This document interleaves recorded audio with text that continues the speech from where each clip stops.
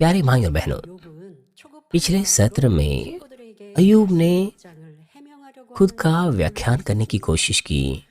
वो किस तरह से चिंतित था, क्योंकि उसके मित्र गंभीरता से यह कहकर उसे डांट रहे थे कि तू भक्तहीन है, तो बुरा है और तुझ पर भारी श्राप आ पड़ेगा।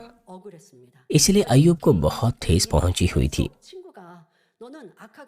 पूरे 20 अध्याय में अयूब के मित्र बहुत ही कड़वाहट के साथ उसकी आलोचना करते हैं, उसे दुष्ट कहते हैं और भक्तहीन कहते हैं, और ये सब व्यंग्यात्मक तरीके से उसे कहते हैं। और अयूब खुद को सही कहने की या सही ठहराने की कोशिश करता है।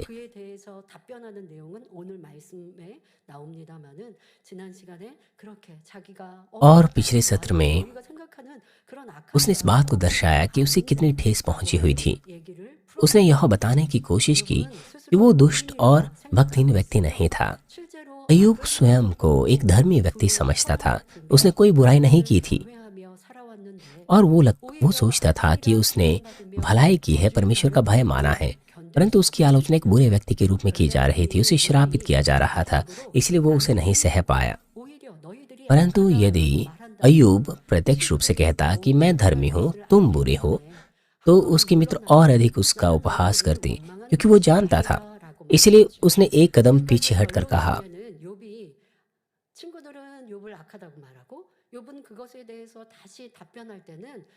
अयूब के मित्रों से बुरा कह रहे थे, भक्तहीन कह रहे थे, और अयूब कह रहा था कि वो एक धर्मी व्यक्ति हैं। वो लगातार विवाद कर रहे थे।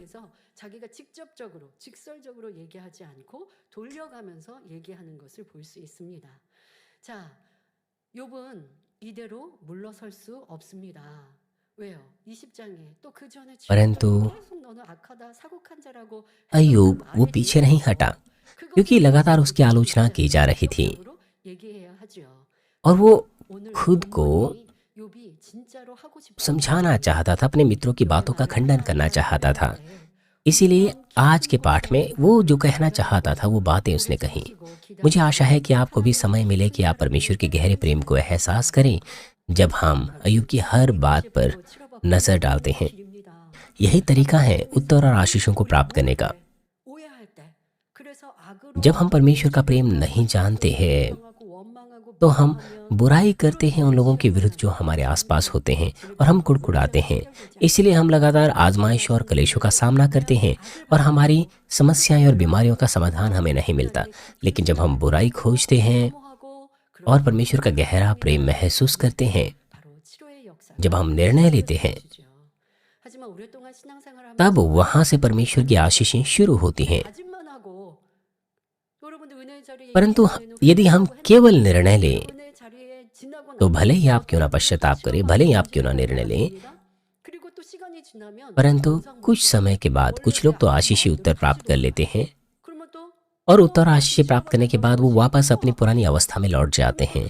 इसलिए वो फिर से बीमार पड़ने लग जाते हैं, और फिर दोबारा जब वो जागृति सभा में आते हैं या किसी सभा में आते हैं, वो फिर से बहती हुई नाक और बहती हुई आंसुओं के साथ पश्चाताप करने लग जाते हैं। फिर वो फिर चंगे होते हैं, और यह चक्र चलता रहता है। अगर आप ऐसे हैं तो पिता परमेश्वर आपको आशीष नहीं देंगे, उत्तर नहीं देंगे, क्योंकि वो जानता है कि आप में सत्य नहीं है, आप में बदलने वाला मन है। वो जानता है कि आप फिर से संसार से मित्रवत हो जाएंगे। यद्यपि आपने अपनी समस्या का समाधान प्राप्त कर लिया था, लेकिन फिर से आप वापस अपनी अवस्था में लौट जाते हैं और आप वही चक्र फिर से दोहराते रहते हैं। इसीलिए मुझे आशा है कि आप उस प्रकार का जीवन नहीं जिएंगे। मुझे आशा है कि एक बार निर्णय लेने के बाद आपको सच्चे फलों को उत्पन्न करना है। 20 मित्र में अयूब के मित्र लगातार कह रहे थे कि अयूब, क्योंकि तू दुष्ट है, तू भक्तहीन है, इसलिए तू समृद्ध नहीं है बल्कि आपदाओं का सामना कर रहा है। ऐसी बातों का खंडन करने के लिए अयूब ने इस प्रकार से कहा कि दुष्ट लोग क्यों जीवित रहते हैं? क्या कारण है कि दुष्ट लोग जीवित रहते हैं, वरन बूढ़े भी हो जाते हैं और उनका धन बढ़ता जाता है। उनके संतान, उनके संग और उनके बाल बच्चे उनकी आंखों के सामने बने रहते हैं। अयूब ये कह रहा था कि मित्रों, क्या तुम ये कह रहे हो कि परमेश्वर ने इस तरह का श्राप मेरे ऊपर इसलिए डाला कि मैं दुष्ट हूँ और भक्तहीन हूँ। तो मैं तुमसे पूछना चाहता हूँ कि यदि तुम धर्मी हो तो दुष्ट लोग क्यों जिंदा रहते हैं, लंबे जीवन तक रहते हैं? क्यों वो बूढ़े हो जाते हैं, उनका धन बढ़ता जाता है, उनकी संतान उनके संग रहती है, उनके बाल बच्चे उनकी आंखों के सामने बने रहते हैं?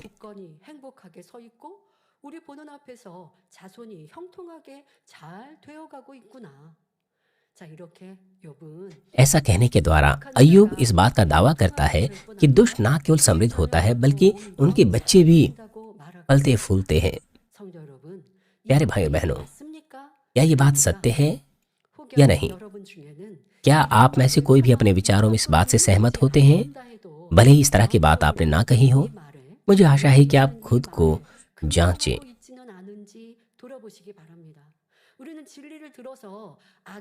हमने सत्य को सीखा है और हम जानते हैं दुष्टों का न्याय होगा। जो दुष्ट लोग हैं वो पीड़ा का सामना करेंगे, मगर कभी कभार वो समय होता है जब हम दुष्ट को समृद्ध होता हुआ देखते हैं।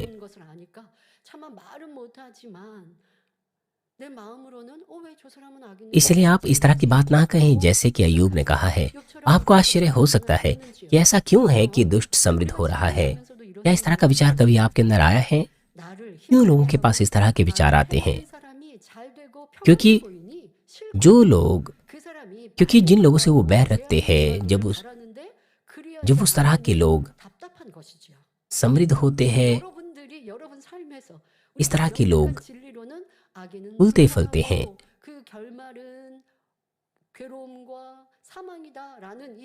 तो लोगों को खुशी नहीं होती बल्कि उन्हें चिंता होती है, नाराजगी होती है। परंतु हमने सीखा है कि हमें दुष्टों के मार्ग पर नहीं चलना चाहिए, लेकिन असल में हम आसपास उन लोगों को देख सकते हैं जो हमें चिंता देते हैं, जो हमें कष्ट देते हैं, और हम चाहते हैं कि उनके साथ कुछ गलत हो, क्योंकि हमारे पास इस प्रकार का हृदय होता है, क्योंकि हमारे पास इस तरह की इच्छाएं होते हैं। इसलिए कभी कभार हमें आश्चर्य होता है कि ये जो दुष्ट लोग हैं ये क्यों समृद्ध होते हैं। ऐसा इसलिए है क्योंकि हम बहुत नाराज हो जाते हैं।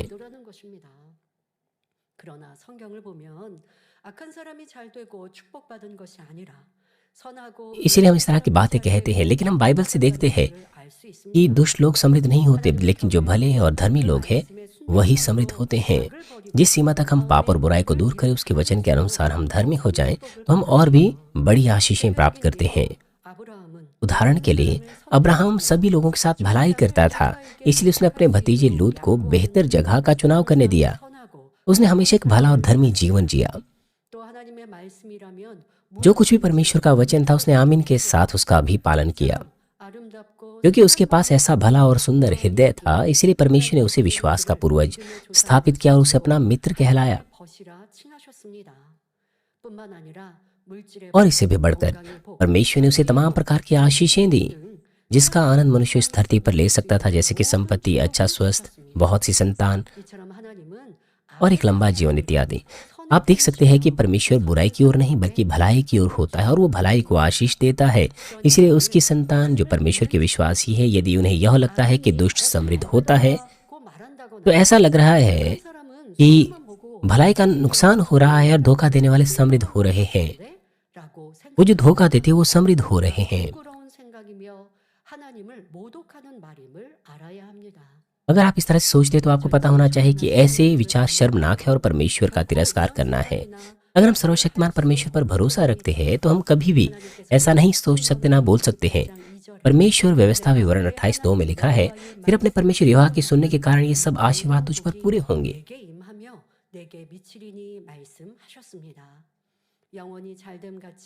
परमेश्वर ने हमसे प्रतिज्ञा की है कि हमारा प्राण समृद्ध होगा और हमारे साथ सब कुछ भला होगा, हम अच्छे स्वास्थ्य में रहेंगे और जो कुछ हमने बोया है उसके अनुसार वो हमें कटनी देगा। जब हम उसके राज्य और उसके धर्म की खोज करेंगे सब कुछ हमें दे दिया जाएगा। परमेश्वर के वचन में कोई त्रुटि नहीं है, एक शब्द की भी त्रुटि नहीं। मगर फिर भी बहुत से लोग प्रश्न पूछते हैं कि क्यों दुष्ट लोग समृद्ध हो रहे हैं।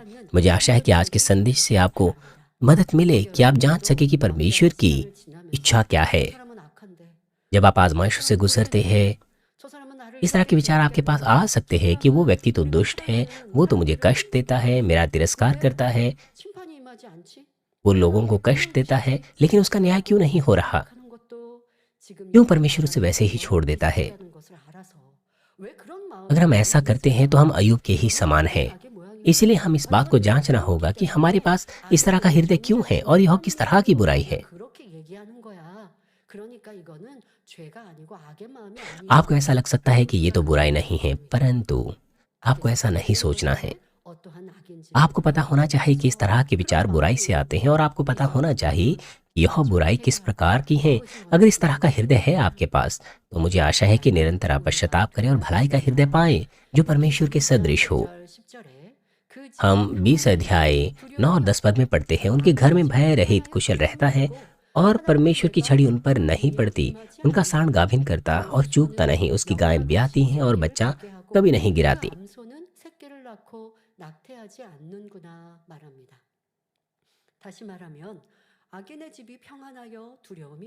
उसका कहने का मतलब यह है कि दुष्टों का घर में कोई डर नहीं रहता, वो कुशल से रहता है और उनकी उन पर छड़ी नहीं पड़ती है। उनकी जो पशु है वो भी बढ़ते जाते हैं। अगर हम करीबी से देखें तो अरूप कल्पना कर रहा है कि दुष्टों के घर में शांति रहती, वहां कोई चिंता नहीं रहती और उनमें जो किसान हैं उनकी भी कटनी अच्छी होती है और उनके पशु वो भी अच्छे से पलते बढ़ते हैं। आज के रूप में कहें तो जो बिजनेसमैन है वो सफल होते हैं। और आगे की आयत में अय्यूब कहता है कि 11 से 13 पद में वो कहता है कि वे अपने लड़कों को झुंड बाहर भेज जाने देते हैं और उनके बच्चे नाचते हैं। वे डफ और बीना बजाते हुए बांसुरी के शब्द से आनंदित होते हैं। वे अपने दिन सुख से बिताते और पल भर में ही अधलोक में उतर जाते हैं। उसका यहाँ पर कहने का मतलब क्या है? जो चरवाहे अपनी भेड़ों की अगुवाई करते हैं, चरवाही करते हैं, वे उन्हें भयानक जानवरों से बचाते हैं। वो उन्हें खाना खिलाते हैं, पानी पिलाते हैं। ऐसा करने के द्वारा वो निश्चित करते हैं कि उनके जो झुंड है वो आराम से रहें। और अय्यूब जो है जब दुष्टों को देखता है तो वो उन्हें भी वैसे ही पाता है कि वे झुंड में हैं और वो कहता है कि वो भी उन झुंड के समान हैं, आराम से रहते हैं, खुश रहते हैं। और अय्यूब ये भी कहता है कि उनकी कोई दुर्घटना नहीं होती और वो शांति से मर जाते हैं जब उनका जाने का समय आता है। यहाँ पर भी हम देख सकते हैं कि अय्यूब कितना बुद्धिमान व्यक्ति था। अय्यूब अपने मित्रों को यह कहकर डांटना चाहता था कि तुम बुरे हो, लेकिन इस डर से कि कहीं उसके मित्र गंभीरता से ऐसा कहने के द्वारा उस पर क्रोधित ना हो, इसलिए वो व्यंग्यात्मक रूप से उन्हें कह रहा था। पर असल में अय्यूब इस तरह से कहना चाहता था कि यद्यपि तुम बुरे हो, फिर भी तुम्हारे बच्चे आराम से रहते हैं और तुम्हारे जो पशु है वो गाभिन हो रहे हैं और फल फूल रहे हैं। उसका कहने का मतलब यह था कि तुम ये कह रहे हो कि मैं अपनी दुष्टता से इस बुराई का सामना कर रहा हूँ, लेकिन तुम और तुम्हारे बच्चे जो इतने दुष्ट है, तुम क्यों समृद्ध हो रहे हो?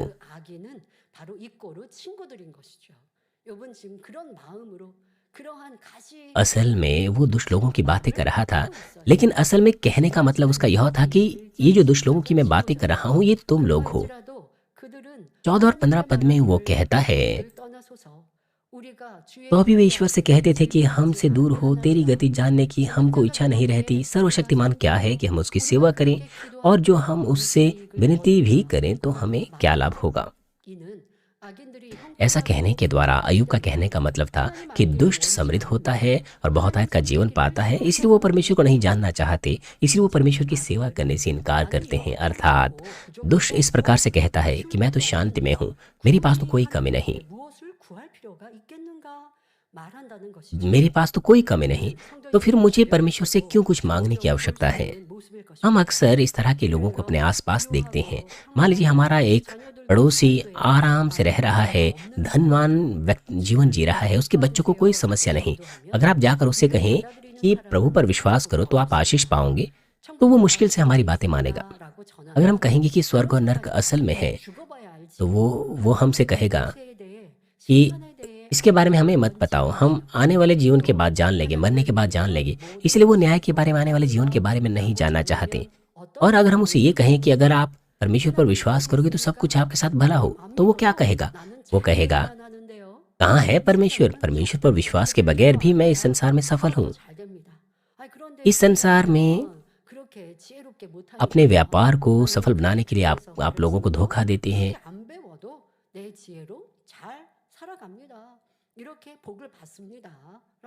इसलिए वो कहता है कि मैं तो अपनी बुद्धि के अनुसार चीजें सब कुछ ठीक कर सकता हूँ। इसलिए देखो, यद्यपि मैं प्रार्थना नहीं करता फिर भी मैं समृद्ध हूँ। इसलिए मैं अपनी बुद्धि पर विश्वास करूंगा, अपनी मुट्ठी पर विश्वास करूंगा। ऐसा कहने के द्वारा वो परमेश्वर को नहीं स्वीकारेगा। संसारिक लोग इस तरह से कह सकते हैं, लेकिन आपके विषय में क्या है? जब आप एक ईमानदार मसीह जीवन जीते हैं, तो दूसरी कलीसियाओं के लोग ऐसा कह सकते हैं कि आप अपने विश्वासी जीवन में इतना ईमानदार क्यों हैं? क्यों हर दिन आपको प्रार्थना करनी होती है? ऐसे लोगों से मुझे लगता है आप मिले होंगे, लेकिन आप सत्य का चुनाव कर रहे हैं। आपको पता होना चाहिए कि सत्य के चुनाव करने के द्वारा आप कितने आशीषित हैं। भले ही अविश्वासी लोग समृद्ध होता हुआ क्यों ना दिखते हो, लेकिन अंत में वो मृत्यु का सामना करेंगे। यहाँ तक कि मसीही भी, वो भी ऐसा कह सकते हैं कि मैं तो परमेश्वर पर विश्वास करता हूँ, लेकिन मैं आपकी तरह प्रार्थना नहीं करता। मैं तो समृद्ध हूँ, लेकिन मैं आपकी तरह प्रार्थना नहीं करता। मैं तो समृद्ध हूँ, मैं खुश हूँ। यह सुनने के द्वारा क्या आप डगमगाएंगे? पिता परमेश्वर कहते हैं कि हमें लहू बहाने तक पापों को दूर करना है, हमें पवित्र होना है जैसे वो स्वयं पवित्र है।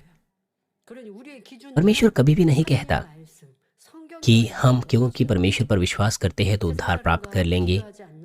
हमारा मानक बाइबल होना चाहिए।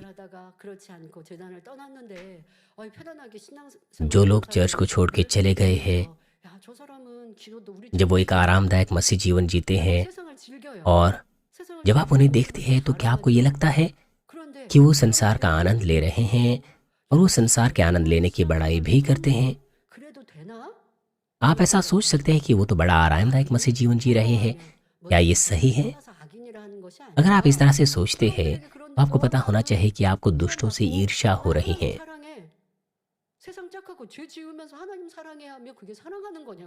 आप उन्हें संसार में पड़ता हुआ देखते हैं, तो क्या वो परमेश्वर से प्रेम करते हैं?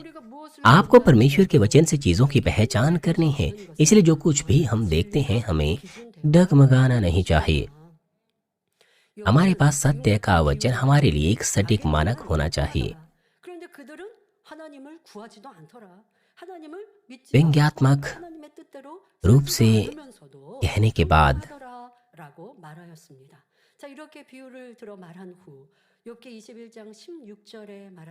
अय्यूब कहता है 16 पद में, देखो उनका कुशल उनके हाथ में नहीं रहता, दुष्ट लोगों का विचार मुझसे दूर रहे।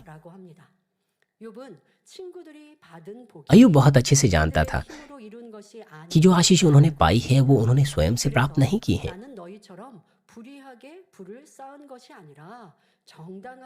इसलिए उसका कहने का मतलब यह था कि मेरी धन संपत्ति तुम्हारी तरह अधर्म से प्राप्त नहीं हुई है। उसका कहने का मतलब था कि मैं तुमसे बिल्कुल अलग हूँ।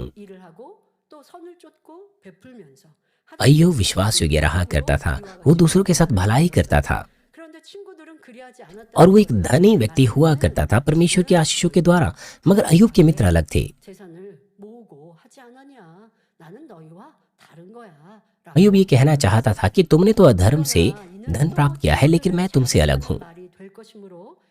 लेकिन इस डर से कि कहीं वो उन्हें उकसा ना दे, इसलिए वो तुम कहने के बजाय यहाँ पर विषय का इस्तेमाल करता है दुष्ट के लिए। ऐसा कहने के द्वारा वो इस बात पर जोर दे रहा है कि वो दुष्टों से अलग है, वो उनके समान नहीं है। इससे पहले अय्यूब अपने मित्रों से कहता है कि क्या तुम नहीं जानते कि जो दुष्ट लोग हैं वो समृद्ध हो रहे हैं।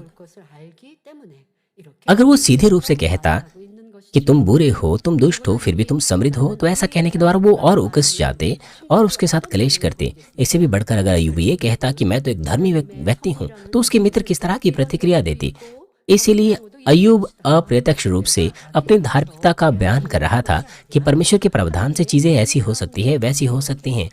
मैं आपदा का सामना इसलिए नहीं कर रहा हूँ कि मैं दुष्ट हूँ, बल्कि मैं परमेश्वर के प्रावधान में इस स्थिति का सामना कर रहा हूँ। प्यारे भाइयों बहनों, जब हम न्याय और दंड के बारे में सोचते हैं जो दुष्टों पर आता है, तो हमें इस बात को जो खोजना चाहिए कि उनके हृदय की गहराई में क्या है। जब हम आज 3 तरह के मामलों को देखेंगे, अय्यूब कहता है कि जो दुष्ट है वो समृद्ध होते हैं।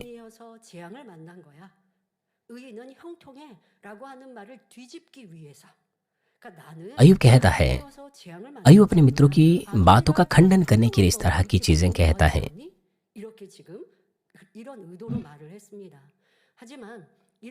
और अय्यूब ऐसा इरादे के साथ कहता है।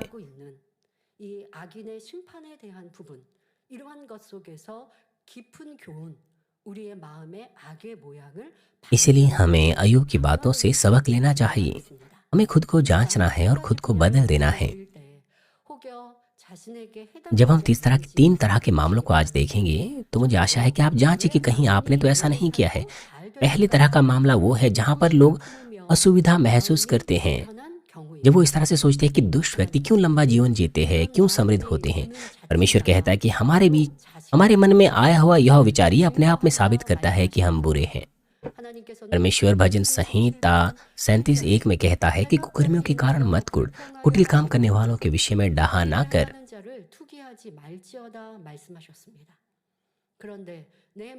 परंतु क्योंकि हमारे हृदय में बुराई है, इसलिए हमें जलन होती है जब दुष्ट समृद्ध होता है।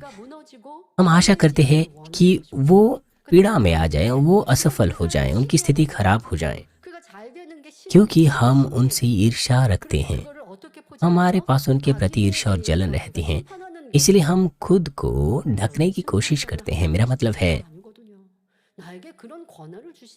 हमें पता होना चाहिए कि न्याय केवल परमेश्वर है। परमेश्वर ने हमें न्याय करने का अधिकार नहीं दिया है, मगर क्योंकि हमारे पास ईर्ष्या और जलन होती है और हमें पसंद नहीं होता जब दूसरे समृद्ध होते हैं, जबकि बाइबल कहती है कि प्रेम बुराई नहीं करता। बाइबल कहती है कि प्रेम किसी की बुराई नहीं सोचता। अगर हम चाहते हैं कि दुष्ट पर श्राप हो, उसके साथ गलत हो, इसका मतलब है कि हमारे पास प्रेम की कमी। हम दूसरों से बैर रखते हैं। हमारे यीशु ने सबसे प्रेम किया, उसने बुरों से भी बैर नहीं रखा। उसने कहा है कि हम बुराई का सामना ना करें, बल्कि अपने शत्रुओं से प्रेम करें, और जो हम पर सताते हैं, हमें सताते हैं, उनके लिए प्रार्थना करें। हमें प्रभु की प्रेम और भलाई को अपने अंदर रखना चाहिए।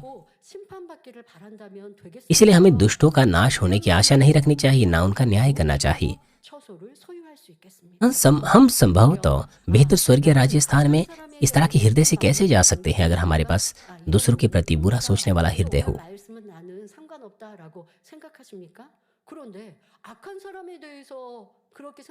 परंतु मान लीजिए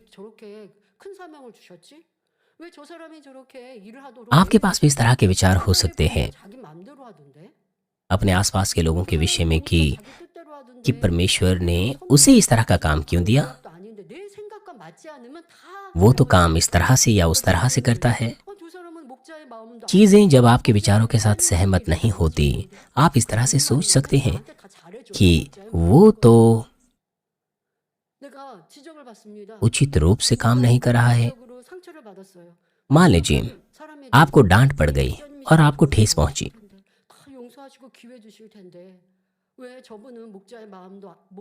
तो फिर आप इस तरह से सोचेंगे कि चरवाहे ऐसा नहीं करते, उसके पास चरवाहे का हृदय क्यों नहीं है, और इस तरह से आप दूसरे व्यक्ति को बुरा सोचते हैं।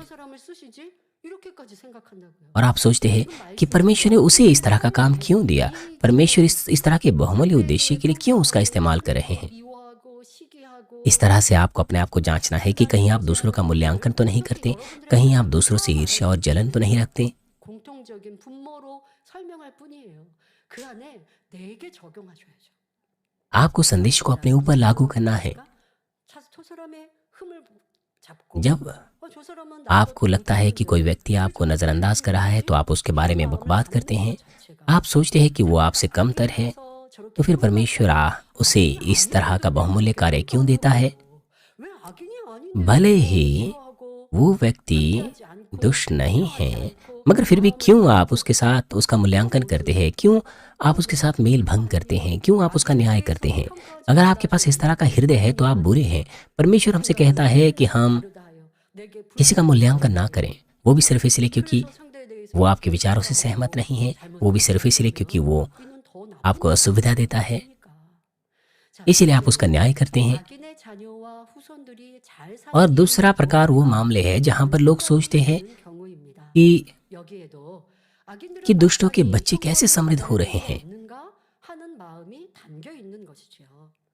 악인들을 정죄하며 दुष्टों को तो सजा मिलनी चाहिए, 대가를 받기 원하는 क्योंकि वो 마음이 चाहते हैं कि दुष्ट जो है वो पीड़ा पीड़ा में रहे और वो अपने पापों का नतीजा पाएं। 내가 इस 평가하는 इसीलिए इस तरह के लोगों के हृदय में शांति नहीं रहती। वो दूसरों की निंदा करते हैं, दूसरों का मूल्यांकन करते हैं, 내가 하나님이 되는 न्याय करते हैं, निंदा करते हैं। यदि हम दूसरों का न्याय करें, निंदा करें, तो हम खुद को परमेश्वर ठहराते हैं। परमेश्वर कहता है कि हम किसी का न्याय और निंदा ना करें, हमें उन वचनों का पालन करना है। 권한이지 우리의 권한이 아니에요. ये परमेश्वर का अधिकार है कि वो दूसरों का वचन से न्याय करें। 진리구나 분별은 해야죠. 그러나 그 분별도 사람들의 말을 हो सकता है हम चीजों की पहचान करने में सक्षम हो, 분별하는 것이죠. 그런데 상대가 악의 열매를 तो हमें दूसरे जो फल उत्पन्न करते हैं उनके फलों के आधार पर चीजों की पहचान करनी चाहिए।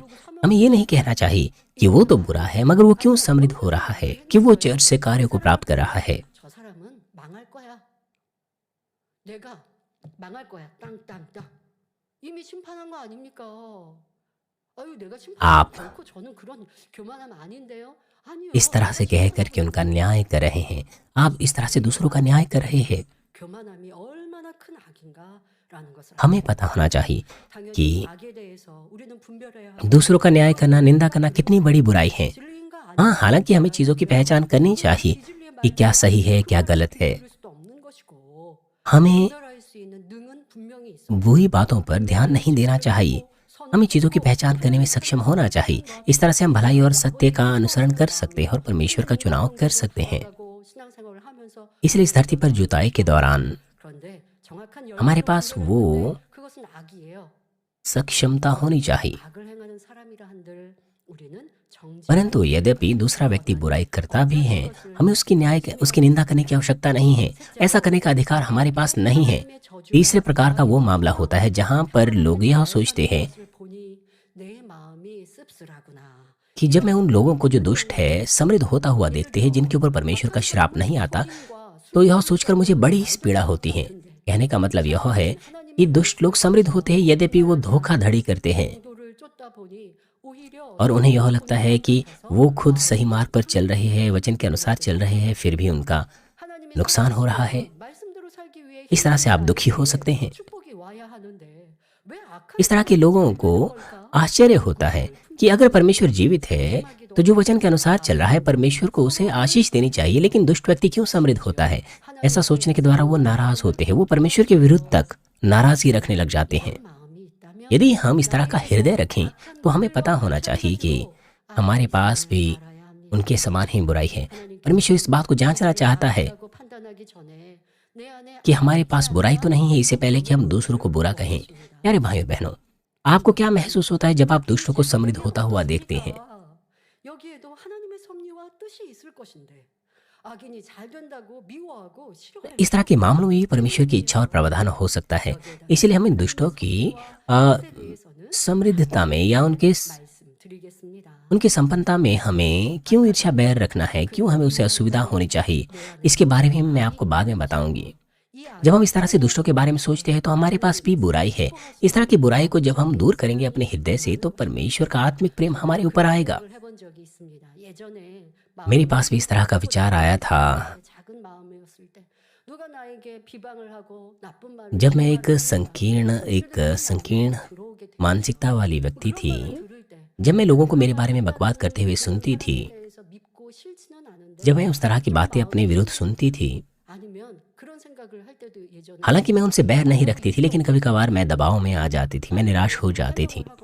아니면 상대방도 악한 것들을 나도 같이 말할 수 있잖아요. 그런 자유가 있잖아요. मैं उनकी बातों का खंडन कर सकती थी, मेरे पास आज़ादी थी वैसा करने के लिए। 선으로 채워지지 않을 때 속상하니까 그런 생각이 들은 적도 मेरे पास भी उस तरह के विचार आए थे।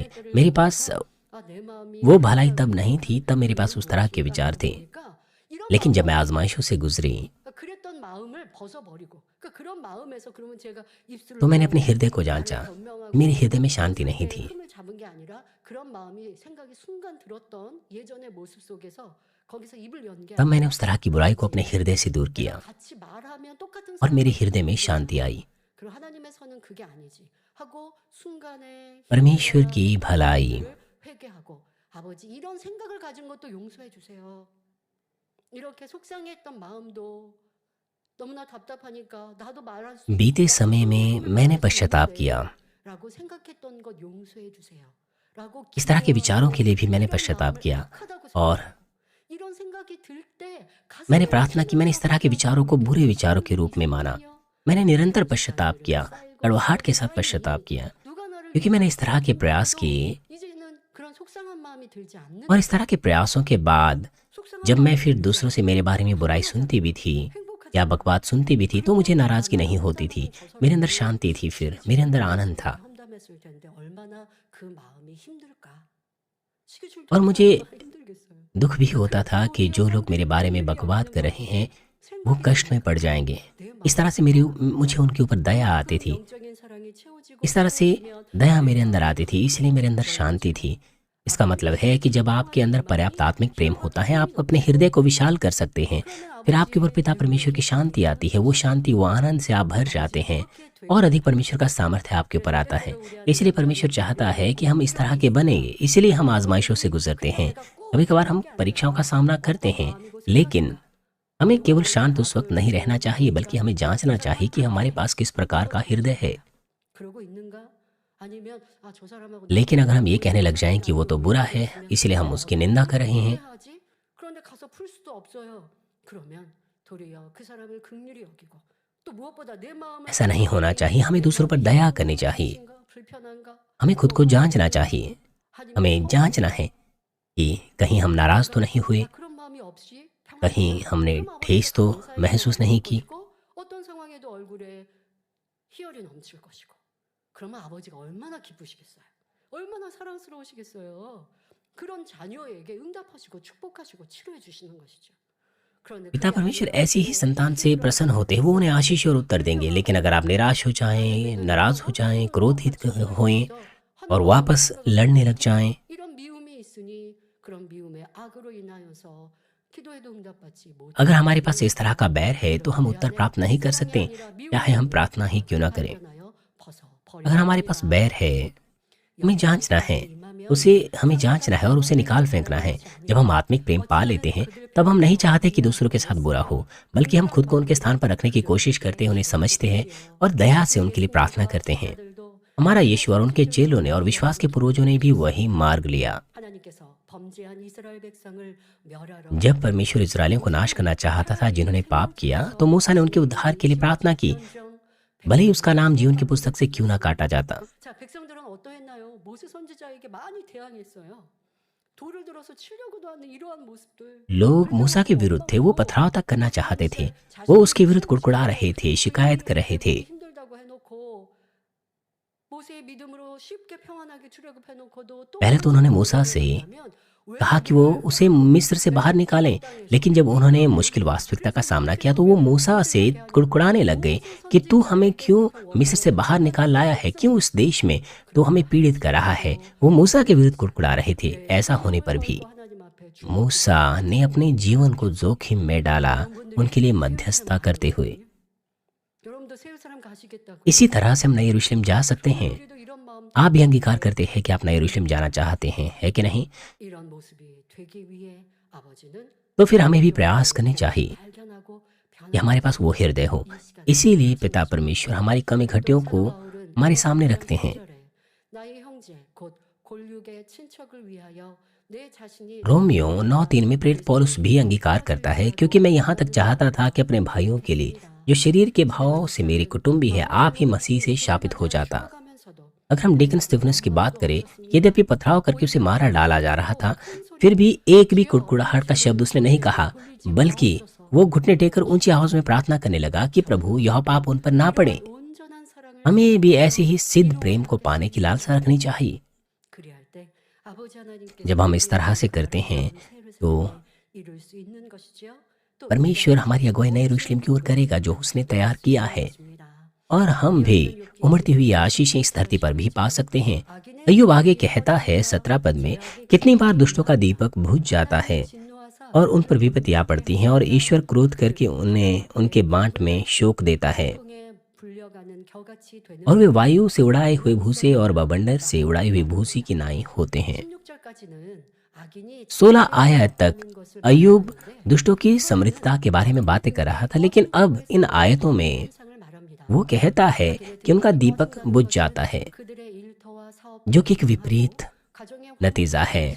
दीपक बुझ जाने का मतलब वो अवस्था होती है जहां पर उनकी कार्यशालाएं, उनके व्यापार नष्ट हो जाते हैं, उनके परिवार की शांति भंग हो जाती है, उनकी स्थिति बहुत दर्दनाक हो जाती है। अय्यूब के समान उनका जीवन तेजी से नाश हो जाता है, जो कि लंबे जीवन जीने के विपरीत है। और अय्यूब कहता है कि वे वायु से उड़ाए हुए भूसे की तरह, बवंडर से उड़ाई हुई भूसी की नाई हो जाते हैं। और इसे भी बढ़कर जब कोई बवंडर आता है तो जो भूसी है, जो घास से हल्की होती है, वो बिना दाग पीछे छोड़े हुए उड़ जाती हैं। जब हम चावल की कटनी करते हैं तो हमारे पास भूसी बची रह जाती हैं, और यह भूसी हवा से उड़ जाती हैं।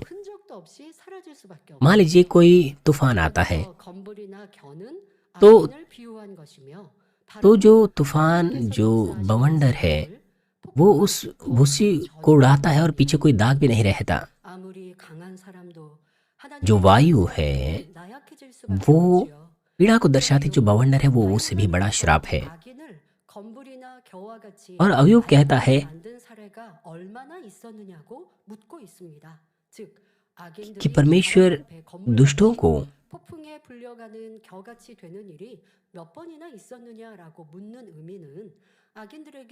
वायु से और बवंडर से उड़ा देता है। अय्यूब कहता है कि जो दुष्ट लोग हैं वो परमेश्वर से श्राप पाते हैं।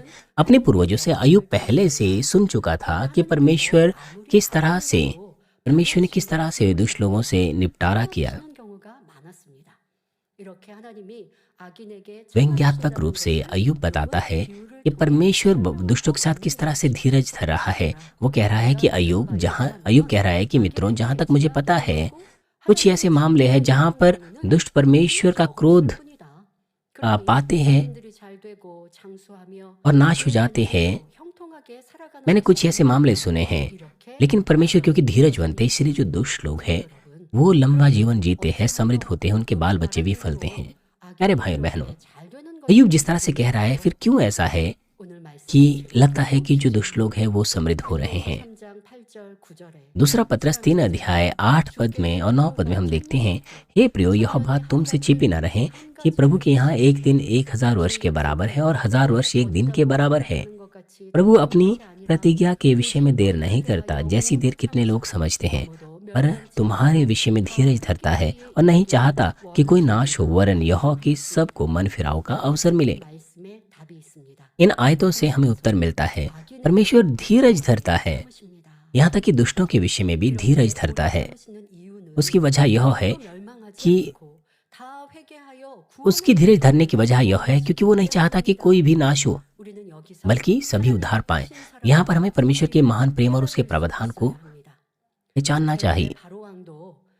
अगर हम मिस्री राजा फिरौन की बात करें, परमेश्वर ने एक ही बार उसको नाश नहीं किया था, बल्कि बार बार उसके विषय में धीरज धरा। 10 बार परमेश्वर ने प्रकट किया कि वो जीवित है, सर्वशक्तिमान है, और परमेश्वर ने उसे पश्चाताप का अवसर दिया। लेकिन फिरौन ने अपनी बुराई ही प्रकट की और अंत में इस्राएलियों का पीछा किया। परिणाम स्वरूप उसकी पूरी सेना लाल समुद्र में डूब गई। और अगर हम शाऊल की बात करें, शाऊल भी दाऊद को मार डालना चाहता था और दाऊद को शाऊल को मारने का मौका मिला 2 बार, मगर उसने ऐसा नहीं किया। यह भी शाऊल के लिए पश्चाताप का अवसर था, परंतु उसने अंत तक अपने मार्ग से मन नहीं फिराया, बल्कि और अधिक बुराई को प्रकट किया और अंत में एक दयनीय, बहुत ही पीड़ादायक मृत्यु का सामना किया। दूसरी तरफ जिन्होंने पश्चाताप किया, परमेश्वर की दया की खोज की, उन्हें मौका मिला। राजा हिजकिय्याह का बेटा मनश्शे ने आसिया की अन्य जातियों को ग्रहण किया, उनकी मूर्ति पूजाएं की। परिणाम स्वरूप असीरिया के द्वारा उन पर चढ़ावा किया गया और वो बंधुआ करके बाबुल ले लिए गए।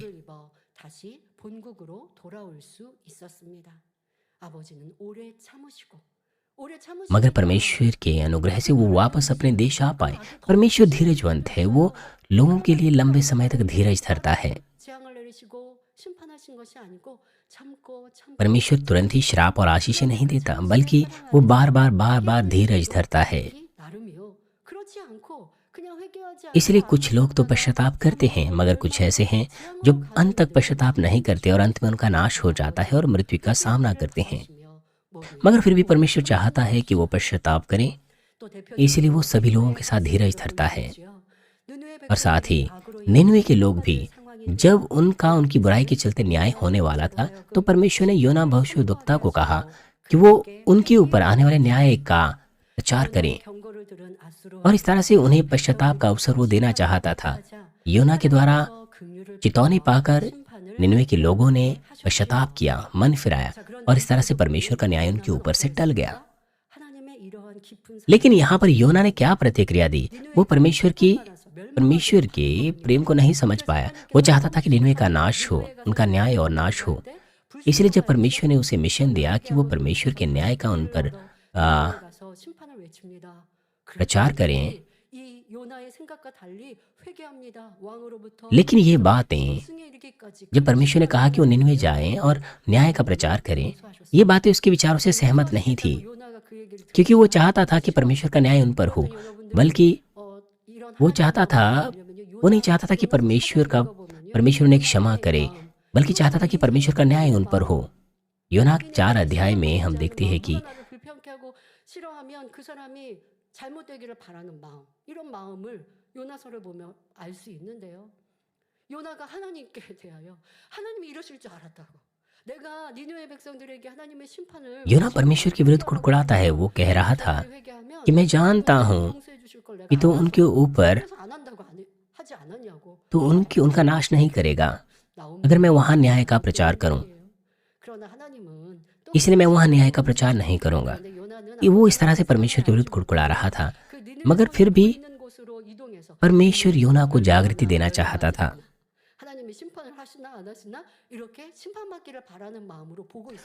वो चाहता था कि निनवे में परमेश्वर का न्याय प्रकट हो, लेकिन परमेश्वर अपना न्याय वहां पर ना भेज करके वहां पर पश्चाताप का प्रचार करना चाहता था।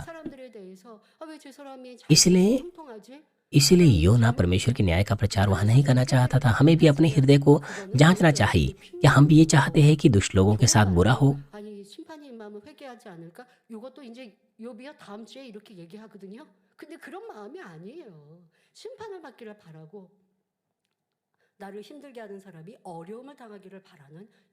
हम चाहते हैं कि दुष्ट लोगों का न्याय हो, वो कष्ट में पड़े। ये बहुत बुरा हृदय है।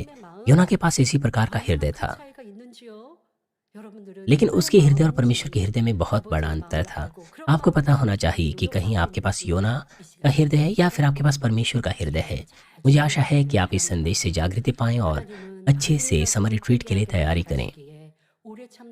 परमेश्वर चाहता है कि दुष्ट भी पश्चाताप करे। वो लंबे समय से उनके विषय में धीरज धर रहा है, उन्हें पश्चाताप का अवसर दे रहा है।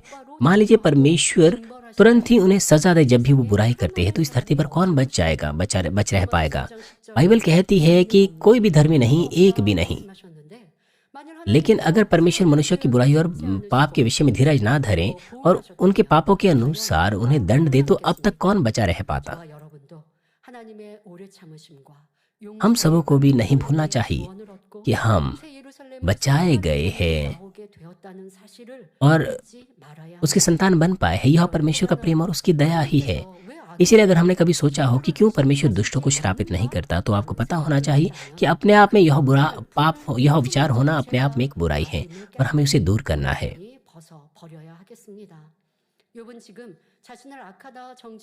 अपने मित्रों की बातों का खंडन करने के लिए जो उसे बुरा कह रहे थे, अय्यूब तमाम प्रकार की बुद्धि का इस्तेमाल कर रहा था और खुद को समझाने की कोशिश कर रहा था।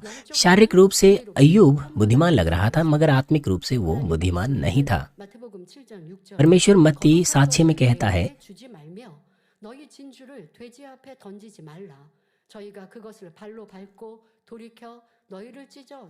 क्षमा करें, परमेश्वर मत्ती 7:6 में कहता है कि मोतियों को सूरों के आगे मत डालो। इसीलिए पवित्रीकरण को प्राप्त करना, भलाई से बुराई को जीत लेना, ये सच्ची बुद्धि है। यही परमेश्वर की इच्छा है। परमेश्वर ने पहला कुरिन्थियों 1:25 में कहा, क्योंकि परमेश्वर की मूर्खता मनुष्यों के ज्ञान से ज्ञानवान है और परमेश्वर की निर्बलता मनुष्यों के बल से बहुत बलवान है। और याकूब 3:17 में लिखा है, पर जो ज्ञान ऊपर से आता है वो पहले तो पवित्र होता है, फिर मिलनसार, कोमल और मृदु भाव और दया और अच्छे फलों से लदा हुआ और पक्षपात और कपट रहित होता है। क्योंकि अय्यूब सत्य का जन नहीं था, इसीलिए वो अपने मित्रों के विरुद्ध लड़ रहा था, उन्हें हराने की कोशिश कर रहा था अपनी बुद्धि के द्वारा। अय्यूब और उसके मित्र जब व्यर्थ विवाद कर रहे थे तो ना उन्होंने एक दूसरे की बुराई को प्रकट किया, बल्कि यह भी साबित किया कि वे सच्चे मित्र नहीं थे। चाहे सच्चे मित्र कितने ही करीब क्यों ना दुखे साधारण समय में, लेकिन जब उनके हित एक दूसरे से टकराएं, जब वो एक दूसरे से विवाद करते हैं, तो वो स्वाभाविक रूप से अपने सच्चे चरित्र को प्रकट करते हैं। जब चीजें इस तरह से प्रकट होती हैं तो वो खुद को जांच सकते हैं और बदल सकते हैं। यह भी परमेश्वर के प्रावधान में ही होता है। आगे की आयत में अय्यूब कुछ बहुत ही क्रोध करने वाली बात कहता है, उसके बारे में हम अगले सत्र में देखेंगे। प्यारे भाइयों बहनों, क्या वजह है कि अय्यूब कि परमेश्वर हमारे साथ प्रेम और दया के साथ धीरज धरता है? उसकी वजह यह है कि वो सच्ची संतान पाना चाहता है। भजन संहिता 130:3 में लिखा है, हे यह, यदि तू अधर्म के कामों का लेखा ले तो हे प्रभु, कौन खड़ा रह सकेगा? इस तरह से अगर परमेश्वर अपने न्याय के अनुसार न्याय करे तो कोई उसके समक्ष खड़ा नहीं रह पाएगा। लेकिन परमेश्वर क्षमा करता है, वो उन लोगों को भी समझता है जो पूरी तरह से ना क्षमा पाने के योग्य है परमेश्वर के न्याय के अनुसार। और परमेश्वर हमसे भी चाहता है कि हम भी ऐसे ही दया वाली हृदय को पालें। परमेश्वर में दया का मतलब है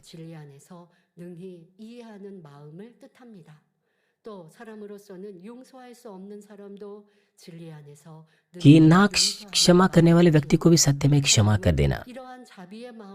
परमेश्वर दया के साथ हमारे लिए धीरज धरता है, ऐसी दया के द्वारा, और वो लोगों पर कृपा करता है। जैसे कि लूका 36 में लिखा है, 6:36 में, जैसा तुम्हारा पिता दयावंत है वैसे ही तुम भी दयावंत बनो। मैं प्रार्थना करती हूँ कि आप सभी लोग पिता परमेश्वर के समान दयावंत हृदय पाएं और सच्ची संतान बनकर उभरें, जिसे पिता परमेश्वर असल में चाहते हैं। इस संदेश पर सोचते हुए सभी लोग साथ मिलकर प्रार्थना करेंगे। 악인이 형통하다라는 표현을 하였습니다. 그런데 우리의 삶 속에서도 누가 나를 힘들게 하거나 괴롭게 할 때, 또한 저 사람은 악인이라 생각될 때 그가 형통한 것이 싫습니다. 저가 잘못되어야 하는데, 심판을 받아야 하는데 왜 잘 되고 있는가라는 마음으로 불편한 마음을 갖습니다. 그러나 그것이 우리 마음에 정죄하는 것이요, 심판하고 있는 것이요, 미움이요, 시기요, 질투인 것을 깨달아서 이러한 악은 모양이라도 벗어 버리게 하여 주옵소서. 그리고 주님의 오래 참으시는 자비하신 그 사랑의 마음을 우리의 마음에 담게 하여 주옵소서. 말씀에 비추어 우리 안에 부족한 것들을 깨우치고 깨달을 수 있는 은혜와 능력 주옵소서. 감사하고 우리 주 예수 그리스도의 이름으로 기도하옵나이다. 아멘.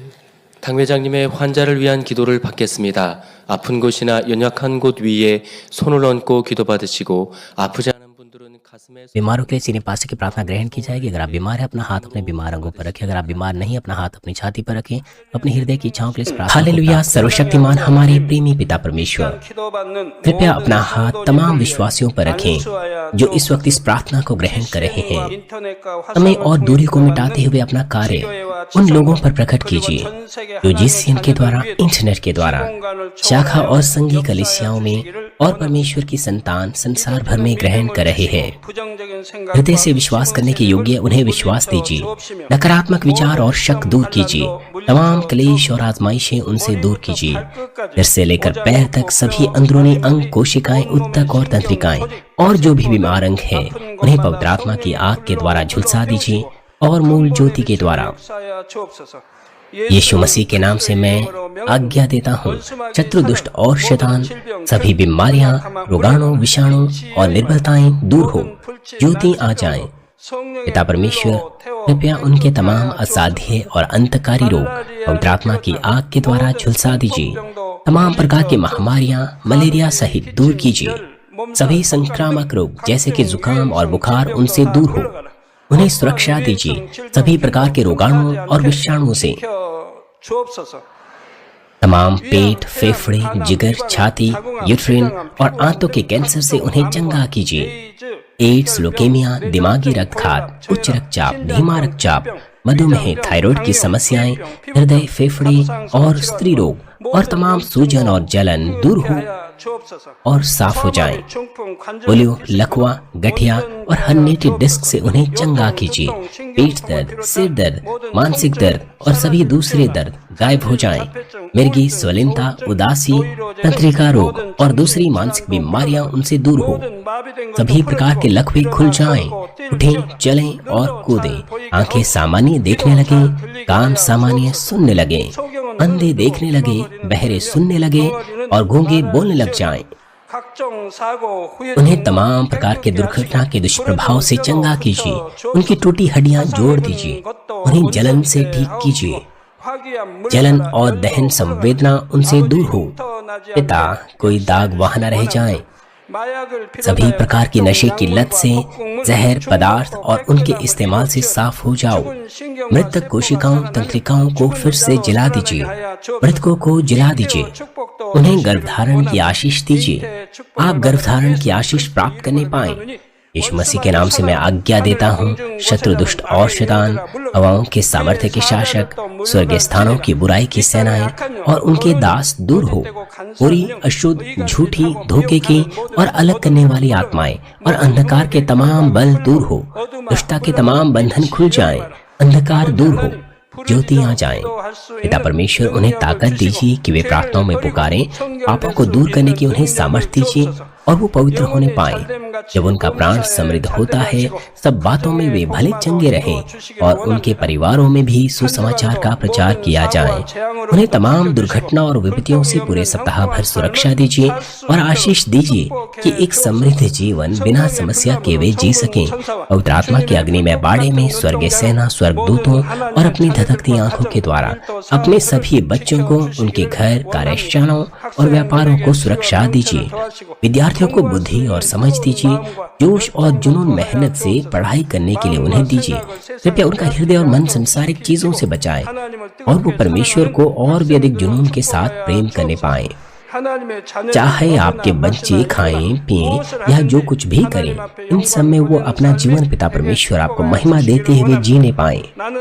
वे जीवित परमेश्वर की गवाही ये कहकर देने पाएं कि मैं परमेश्वर से मिला हूँ, मैंने परमेश्वर का अनुभव किया है, उससे उत्तर और आशीषें प्राप्त किए हैं।